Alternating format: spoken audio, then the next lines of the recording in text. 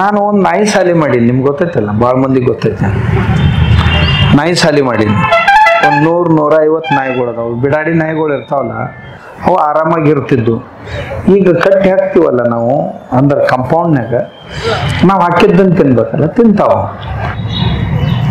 ಹಕ್ಕಿಗಳಿಗೆ ತಮ್ಮ ಬದುಕಿನ ಔಷಧ ಹಕ್ಕಿಗಳಿಗೆ ಗೊತ್ತೈತೆ. ಮನುಷ್ಯನರ ಯಾರು ಕಟ್ಟಿ ಹಾಕ್ಯಾರ? ಇವನು ಮುಕ್ತ ಮನುಷ್ಯನಲ್ಲ.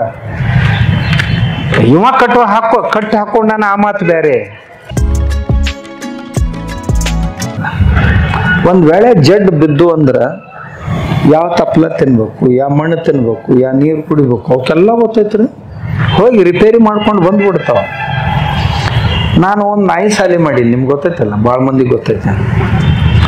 ನಾಯಿ ಸಾಲಿ ಮಾಡೀನಿ.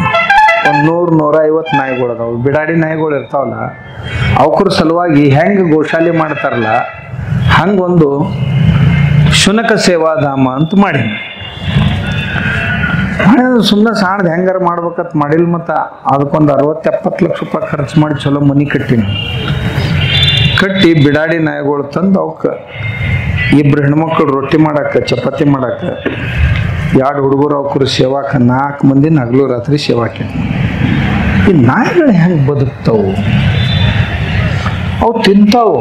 ನಾವು ಅವಕ್ಕೇನದ ಹೊರಗೆ ಬಿಟ್ಟಿದ್ದೀವಿ ಅಂದ್ರೆ ಮನ್ಸಿಗೆ ಬಂದಂಗೆ ತಿಂದು ಏನರ ಅವು ಆರಾಮಾಗಿರ್ತಿದ್ದು. ಈಗ ಕಟ್ಟಿ ಹಾಕ್ತೀವಲ್ಲ ನಾವು ಅಂದ್ರೆ ಕಂಪೌಂಡ್ನಾಗ, ನಾವು ಹಾಕಿದ್ದನ್ನು ತಿನ್ಬೇಕಲ್ಲ, ತಿಂತಾವ. ತಿಂದ ನಂತರ ಅವಕ್ಕೊಂದು ಜರ ಅಪಚನ ಆತು ಅಂತಂದ್ರೆ ದಡಕ್ಕನ ಹಾದುವ ಕರ್ಕಿ ತಿಂತಾವ. ಕರ ಕರ ಕರ ಕರ ಕರ್ಕಿ ತಿಂದು ಕರ್ಕೊಂಡು ಬಿಡ್ತಾವ. ಏನು ಹೊಟ್ಯಾಗ ಹೋಗೈತಲ್ಲ ಅದನ್ನು ಹೊರಗೆ ಹಾಕ್ಬೇಕಾದ್ರೆ ಕರ್ಕಿನೇ ಅವಕ್ಕೆ ಔಷಧ. ನಾಯಿಗಳಿಗೆ ಸಹಿತ ತಮ್ಮ ಬದುಕಿನ ಔಷಧ ತಮಗೆ ಗೊತ್ತೈತೆ. ಮಂಗಗಳಿಗೆ ತಮ್ಮ ಬದುಕಿನ ಔಷಧ ಮಂಗಗಳಿಗೆ ಗೊತ್ತೈತೆ. ಹಕ್ಕಿಗಳಿಗೆ ತಮ್ಮ ಬದುಕಿನ ಔಷಧ ಹಕ್ಕಿಗಳಿಗೆ ಗೊತ್ತೈತೆ. ನಮಗೆ ನಮ್ಮ ಬದುಕಿನ ಔಷಧ ಗೊತ್ತೈತೆ ಅಂತೀರಿ? ಅವು ಯಾವರ ಎಂದರ ವ್ಯಾಯಾಮ ಮಾಡ್ಯಾವನ್? ಎಂದರ ವ್ಯಾಯಾಮ ಮಾಡೈತ? ಆಕಳೆಂದರ ಯೋಗಾಸನ ಮಾಡೈತನ್? ಹೇಳ್ರಿ. ಹಂಗೆ ಯಾರು ನಿಮ್ಮ ಊರಾಗ ಮಾಡ್ತಿದ್ದು ಅಂದ್ರೆ ನನಗೆ ಹೇಳ್ರಿ, ನಾನು ನೋಡಕ್ ಬರ್ತೀನಿ, ನಾ ಕಲಿತೀನಿ ಅದನ್ನ. ನಿಮ್ಮ ಎತ್ತುಗಳು ಎಂದರ ಯೋಗಾಸನ ಮಾಡ್ಯಾವನ್? ಯಾವಕ್ಕೂ ಅವಶ್ಯಕತೆ ಇಲ್ಲಪ್ಪ. ಇವಾಗ ಯಾಕ? ಮತ್ತು ಅವು ನೆಲದ ಮ್ಯಾಗ ಮುಕ್ಕೋತಾವ್, ತಗ್ಗಿನಾಗ ಮುಕ್ಕೋತಾವ್, ಕಲ್ಲಿನಾಗ ಮುಕ್ಕೋತಾವ್, ನೀರಾಗ ಮುಕ್ಕೋತಾವ್, ಏಳ್ತಾವ್. ಇವಾಗ ಗಾದಿನೂ ಬೇಕು, ಗಾದಿ ಮ್ಯಾಗ ಬೆಡ್ಶೀಟು ಬೇಕು, ಸುತ್ತ ಮಚ್ಚರಾನಿನೂ ಬೇಕು, ಎಲ್ಲ ಆಗಿನೂ ಮತ್ತೆ ನಿದ್ದಿನೇ ಬರೋಲ್ದಂತ. ಅಂದ್ರೆ ನಾವೇನು ತಪ್ತೀವೋ ಸರಿ ಐತೋ ಅನ್ನೋದು ನಮ್ಗೆ ನೋಡ್ಬೋದು, ನಾವೇ ನೋಡ್ಬೋದು. ಯಾವ ಪ್ರಾಣಿಗಳು ಸಹಿತ ಮತ್ತೊಬ್ಬರನ್ನ ಕೇಳೋದಿಲ್ಲ. ಅವಕ್ಕೆ ಯಾವ ಜಡ್ಡಿಲ್ರಿ. ಈ ಮುಕ್ತ ಪ್ರಾಣಿಗಳಂತ ಏನದಾವಲ್ಲ, ಮುಕ್ತ ಪ್ರಾಣಿಗಳಿಗೆ ಯಾವಕ್ಕೂ ಜಡ್ಡಿಲ್ಲ.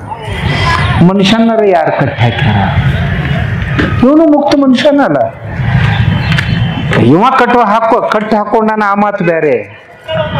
ಹೊಲಕ್ಕ ಕಟ್ಕೊಂಡಾನ, ಮನಿಗೆ ಕಟ್ಕೊಂಡಾನ, ಅಂಗಡಿಗೆ ಕಟ್ಕೊಂಡಾನ, ಕಾಣೋದಿಲ್ಲ, ಕುಣಿಕಿ ಕಾಣೋದಿಲ್ಲ. ಆದ್ರೆ ಹೊರಗೆ ಕಾಣಾಕರ ಮುಕ್ತದಾನ. ಹೆಂಗೆ ಮಂಗ್ಯಾಗಳು ಗಿಡದ ಮ್ಯಾಗ ಹರಡ್ತಾವಲ್ಲ, ಹಂಗೆ ಇವನು ಎಲ್ಲಿ ಬೇಕಾದಲ್ಲಿ ಹೋಗ್ತಾನ, ಎಲ್ಲಿ ಬೇಕಾದಲ್ಲಿ ಯಾಕಪ್ಪ ದಾರೋಗ ಅಂಗಡಿಗೆ ಹೋಗೋರು ದಾರದ ಅಂಗಡಿಗೆ ಹೋಗ್ತಾರ, ಹೋಟೆಲ್ಗೆ ಹೋಗೋರು ಹೋಟೆಲ್ಗೆ ಹೋಗ್ತಾರ, ಆಫೀಸ್ಗೆ ಹೋಗೋರು, ಇಲ್ಲಿ ಮುಕ್ತವಾಗಿ ಅದಾನಲ್ಲಿ ಇವ. ಎಷ್ಟು ಮುಕ್ತವಾಗಿದ್ದವ ನೀನು, ಮತ್ತು ದನಕ್ಕೆ ರೋಗಿಲ್ಲ ನಿನಗೆ ಯಾಕೆ ಅಂತ ನಾವು ಒಂದು ಪ್ರಶ್ನೆ ಕೇಳ್ಕೋ. ಯಾವ ಎಮ್ಮೆನೂ ಯೋಗಾಸನ ಮಾಡೋದಿಲ್ಲ, ಆಕಳನೂ ಯೋಗಾಸನ ಮಾಡೋದಿಲ್ಲ. ಹಾಗಾದ್ರೆ ನನಗ ಯಾಕೆ ಇದನ್ನು ಮಾಡೋ ಪಾಳಿ ಬಂತು?